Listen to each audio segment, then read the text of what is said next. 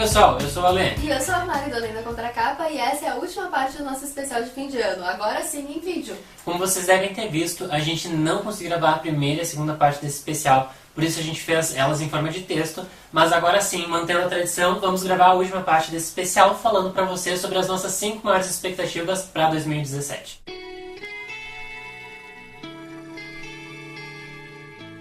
A minha quinta maior expectativa para esse ano é conferir The Inexplicable Logic of My Life, um livro do mesmo autor de Aristóteles e Dante Descobrem os Segredos do Universo, que foi um livro que eu adorei, tanto que em 2014, né, que foi quando eu li, eu elegi ele como uma das minhas melhores leituras daquele ano. E até a Mari fez tanta propaganda desse livro que, óbvio que eu tive que ler, eu só consegui ler no finalzinho do ano passado. Que vergonha, levou 2 anos pra ele ler o livro. Pra ler. E eu adorei. Os elogios à obra são mais do que merecidos, e eu também tô louco pra ler esse novo livro dele. E eu até nem sei muita coisa sobre o livro, não fui atrás de saber. Eu sei que a editora seguinte lança ele agora no primeiro semestre de 2017.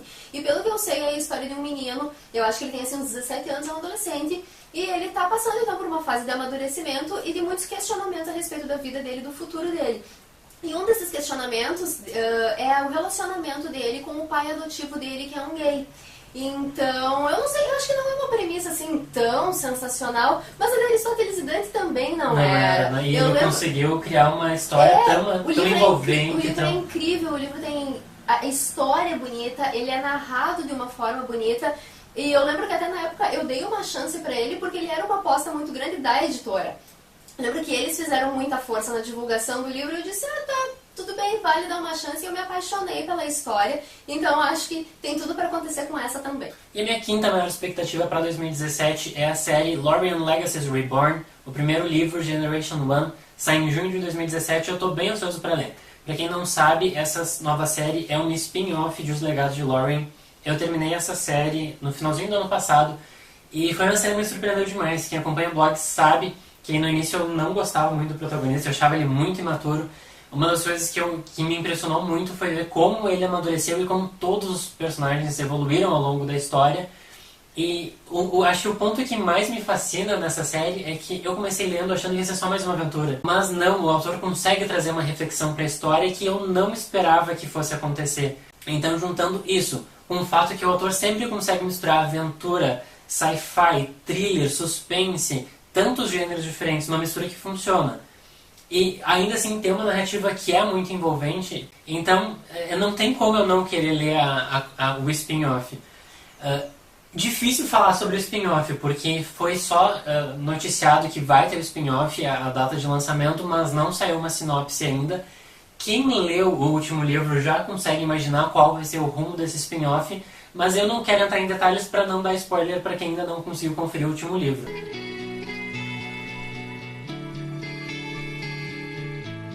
E a minha quarta maior expectativa para esse ano é conferir o Bazar dos Sonhos Ruins, do Stephen King, porque tem que ter um King na lista, né? Sempre tem que ter. E até foi meio estranho, porque quando eu fiz o meu top melhores leituras desse ano de 2016, não entrou nenhum King, né?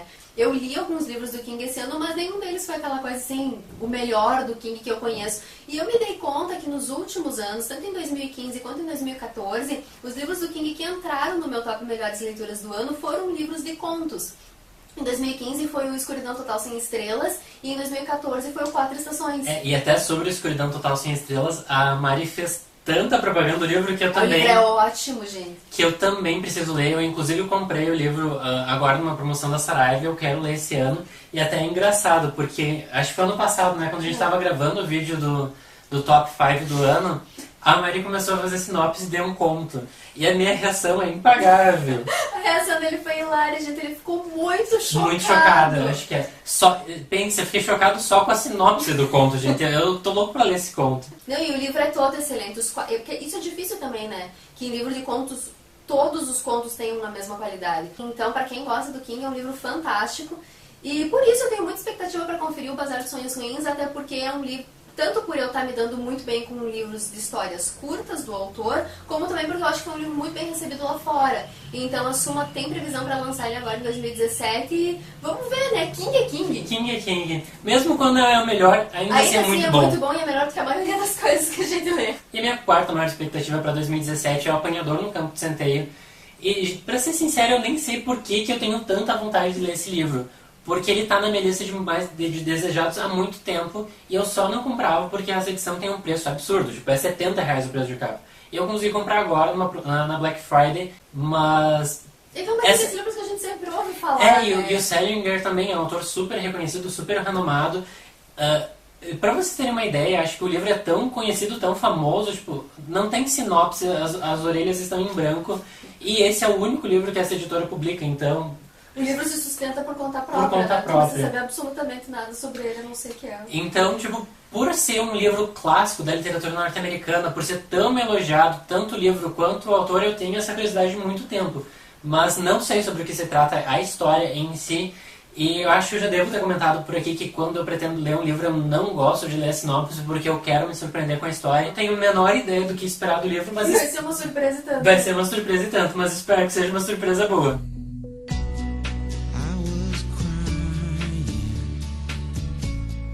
Minha terceira maior expectativa para esse ano é conferir O Morcego, do Ionesbo, que é o primeiro livro da série Harry Hole, que eu já falei aqui várias vezes que eu adoro a série, eu adoro o Nesbo, eu adoro o Harry Hole, eu acho inclusive que ele é um dos melhores detetives que a literatura policial contemporânea tem hoje, ele e o David Gurney do John Vernon, mas o Harry, ele tem uma coisa, os conflitos pessoais dele são tão interessantes, ele é um personagem tão atormentado, que isso dá uma riqueza para os livros da série que eu acho que outros livros não têm, ele é um personagem muito bem desenvolvido. Eu acho que a gente acompanha um caso policial, porque cada livro tem um caso, mas eu acho que a gente acompanha esses casos porque é o trabalho do Harry. Na verdade, os livros, eles têm uma sequência da história dele, mas ainda assim é muito interessante como o Nesbo consegue fazer isso de forma que tu não precisa estar lendo os livros em sequência para entender, e tu não pega spoiler dos casos, tu pode ler tranquilamente fora de ordem. Não sei porquê, mas quando a editora Record começou a publicar os livros dessa série aqui no Brasil, eles começaram pelo terceiro, que é o Garganta Vermelha. E a partir desse, eles foram publicando aí em ordem cronológica, do terceiro até o oitavo, que é o Leopardo. Eu li todos nesse intervalo. E aí agora, em 2016, em vez de eles publicarem o seguinte, que é o nono, eles pararam e eles resolveram publicar os dois primeiros, que é então o Morcego e Baratas. Eu não sei muita coisa sobre o Morcego. Como a Lê falou antes, eu também procuro não saber muita coisa, procuro não ler a sinopse, esse é um livro que eu já sei que eu tenho interesse. E o meu interesse, claro, é ver então como surgiu esse personagem, é o primeiro livro do Harry. E tem uma outra questão também, que o caso que ele vive nesse primeiro livro, nessa primeira aventura, ele volta e meia é mencionado nos outros livros da série, porque ele foi um caso que deu uma espécie assim, de status pro Harry dentro da polícia. E então é um livro que é muito comentado ao longo da série e é o nascimento desse personagem que eu acho genial. Então, claro, eu tenho muita expectativa para conferir O Morcego e Baratas também. E a minha terceira maior expectativa para 2017 é 100 Anos de Solidão, do Gabriel Garcia Marques. E de novo eu meio que vou me repetir o que eu já disse em Apanhador no Campo de Centeio. É um livro que eu tenho interesse em ler faz muito tempo, mas que eu já não lembro sobre o que se trata a história. E é meio estranho porque eu tenho interesse, acho que mais por causa do autor, que é um dos mais renomados da América Latina. Inclusive, a gente nunca leu nada dele, né? Então rola um pouco dessa vergonha, né? E sem falar que 100 Anos de Solidão é o livro mais aclamado dele. Então, acho que tá aí, né? Uma boa forma de ser introduzido à obra do Gabriel Garcia Marques é por 100 Anos de Solidão, que ganhou, então, terceiro lugar na minha lista de mais desejados.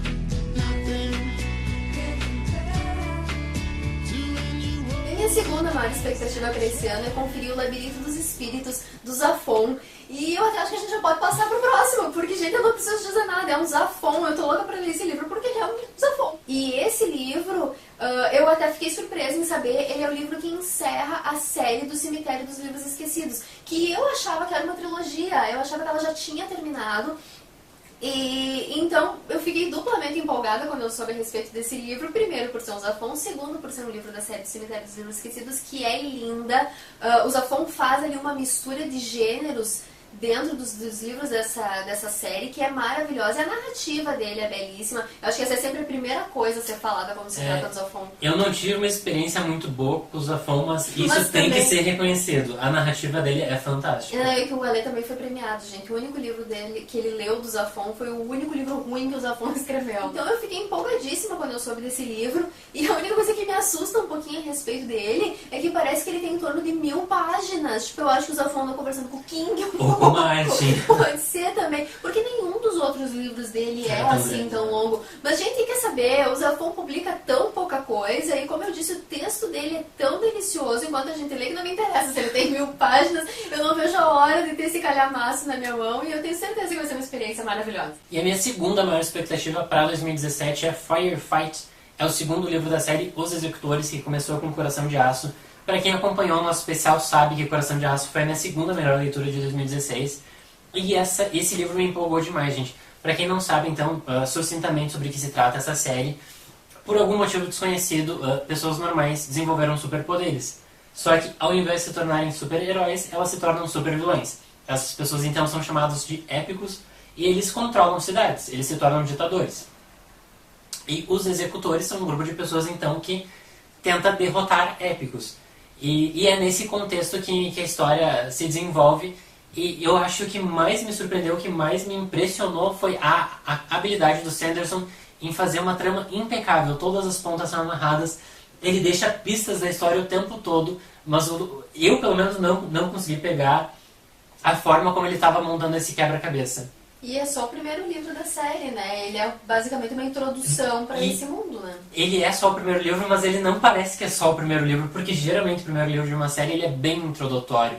E esse não é o caso. Já dá pra sentir que a história começa de verdade. Sem falar da trama, que me impressionou muito, a narrativa é fantástica. Eu peguei esse livro uma terça-feira, eu não conseguia parar de ler, eu não queria sair pra almoçar. No primeiro dia, eu li acho que umas 150 páginas. Além da narrativa, que é muito boa, os personagens são bem desenvolvidos. É uma série que tem humor, eu peguei várias vezes, eu tava rindo. Eu até cheguei a mandar uns quotes sobre a maioria de umas passagens que eram engraçadas. Então ele tem essa mistura, ele tem adrenalina, mas ele também consegue ser sério, consegue ser reflexivo. E mais do que tudo, ele consegue ser empolgante. Eu cansei de ler fantasia que é sempre mais do mesmo. A premissa dele é muito original, né? É muito original. Então, mais do que merecido tá aí. Minha segunda maior expectativa para 2017.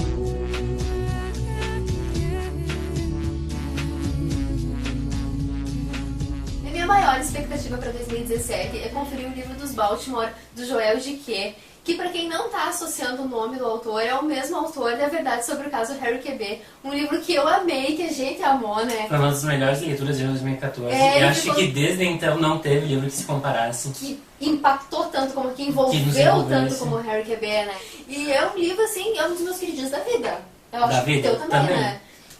Então, aí, muita expectativa pro próximo livro dele, que é o livro dos Baltimore. Eu até já li outro livro do Joel Dicker, que é Os Últimos Dias dos Nossos Pais, que foi o primeiro livro que ele escreveu. O Harry Q.B. foi o segundo. E há uma evolução palpável do primeiro livro pro segundo dele como autor. E esse, então, o livro dos Baltimore, é o primeiro livro que ele escreve depois do grande sucesso de Harry Q.B., porque lá fora foi um grande sucesso. Aqui no Brasil, que não foi, aqui no Brasil que ele não ficou muito conhecido. Eu não fui, de novo, muito atrás de saber do que se trata. O que eu sei é que ele tem o mesmo protagonista de Harry Q.B., que é o Marcus Goldman, e eu até não sei exatamente como é que eu me sinto em relação a isso, porque eu acho que não tinha necessidade nenhuma do Marcus voltar para uma nova história. Aquela história, ela foi encerrada naquele livro, mas ela também não me parece que tem a intenção de ser uma continuação de Harry Q.B. Ela parece que é uma outra história totalmente nova, que só tem o mesmo protagonista. Mas de qualquer forma, gente, eu amei tanto o Harry Q.B., que qualquer coisa que o Joel Dicker venha ver, eu vou querer ler. E esse é um livro que, como eu comentei, ele amadureceu muito do primeiro pro segundo. E o segundo foi essa pérola da literatura. Imagina então o que ele não vai fazer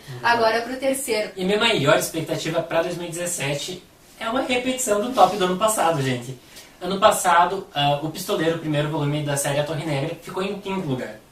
Esse ano, A Torre Negra virou a minha maior expectativa. Foi promovida.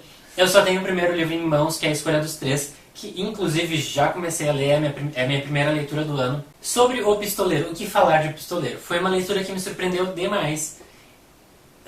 Eu já tinha ouvido alguns comentários que a série era muito boa, mas os primeiros livros deixavam a desejar, tinha que insistir um pouco. Eu peguei O Pistoleiro para ler nesse espírito e eu me surpreendi muito, porque, ok, a gente não tem muitas respostas. A minha sensação era que eu tinha sido jogado em um país, eu não falava aquela língua, eu não sabia o que estava acontecendo. Eu me sentia meio perdido, porque não temos muitas respostas sobre aquele universo. Mas quem está te levando pela mão é Stephen King. É Stephen King. Ele não me empolga pelo livro em si, mas ele empolga pelo que ele promete, porque é uma série que tem tudo pra dar certo. E o bom da Torre Negra também é isso, não é uma série que tu tá esperando ver o que vai acontecer, é uma série que já terminou e que tu já viu milhares de comentários que ela realmente entrega. E não só isso, mas é uma série escrita pelo Stephen King, e os primeiros livros ele escreveu muito jovem, o primeiro livro ele escreveu com 19 anos. Ele mesmo reconhece que os primeiros livros não são tão bons, então tá aí. Stephen King é Stephen King, a gente sabe que ele é um escritor fantástico, que mesmo quando não é o melhor dele, ainda assim é muito bom. Então, a série A Torre Negra é muito elogiada, ela é muito querida pelo King. Eu já me surpreendi demais com o primeiro livro. Eu comecei a ler o segundo livro agora. Eu achei que ela teve um início meio estranho, mas agora ela está me envolvendo. Então, a promessa é grande e a minha promessa vai ser... A expectativa está em alta e a minha promessa vai ser: eu quero ler toda essa série até o fim do ano. E olha, pelo andar da carruagem eu acho que não vai ser dificuldade nenhuma. Então era isso, pessoal. A gente espera que vocês tenham gostado desse vídeo. Comentem e também nos digam quais são as maiores expectativas de vocês para 2017. E quem também não viu as primeiras partes do nosso especial, a gente comentou como foram as experiências de leitura dos livros que no ano passado nós tínhamos escolhido como as nossas maiores expectativas para 2016 e elegemos as nossas melhores leituras do ano que passou. Então, para quem ainda não viu, a gente deixa esses links aqui nesse post e também os links das resenhas que a gente foi comentando ao longo desse vídeo. Como sempre, não deixam de curtir esse vídeo, se inscrever no nosso canal no YouTube e nos acompanhar nas nossas outras redes sociais. É isso, pessoal. Até a próxima. Até!